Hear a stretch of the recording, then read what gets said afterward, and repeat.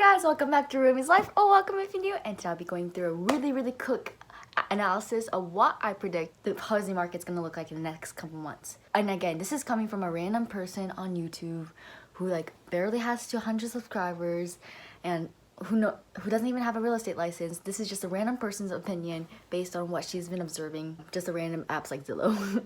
So here it is. So I think that market's gonna be still a seller's market for next couple of years, actually. Honestly, like even after we find a vaccine for this, like I don't think this problem's gonna be solved anytime soon, because I think Federal Reserves, like they're gonna keep the interest rates at the rate right now, which makes their demand way higher. It's the classic demand and supply that we learn about in econ, am I right, ladies and gents? So I think the thing is, the demand's super high, right? Because the interest rates are so low that everyone wants to lock in this great interest rates. Like, I know some of the housings are like less than 3%. Like, I don't think we're gonna see that anytime soon. So everyone's trying to buy houses, everyone's trying to crank it out, but the supply is also super low because we have the eviction ban and we also have like foreclosure forbearance. With all that in place, like, and it's not supposed to go out for another couple months, the supply is already low.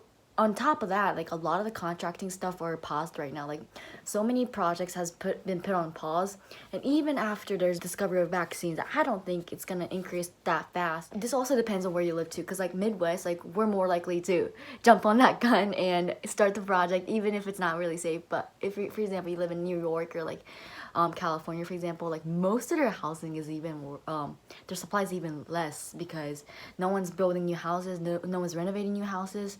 Demand's high, supply's low. The asking price for this year, I think, is like 13% more than what it was last year. So it's honestly crazy. Like if you're trying to buy a house right now, like good luck, because you're not gonna get any housing right now. You're not gonna get any good deals. Like you might be able to buy some houses, but you would have to pay way more than asking price, which would make it not worth it, especially if you're just investing.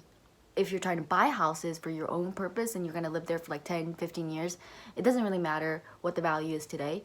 But if you're doing this as an investment, you want to buy at the bottom. So again, this right now is not the best time to buy houses. But if you're trying to sell houses, oh, it's so good for you right now. I mean, on the other hand, people are always telling us that you can't really predict what's going to happen in the real estate market or in the stock market. So rather than trying to time the market, just get started right now. Get the ball rolling right now, because the money you have invested right now is worth more than the money invested tomorrow.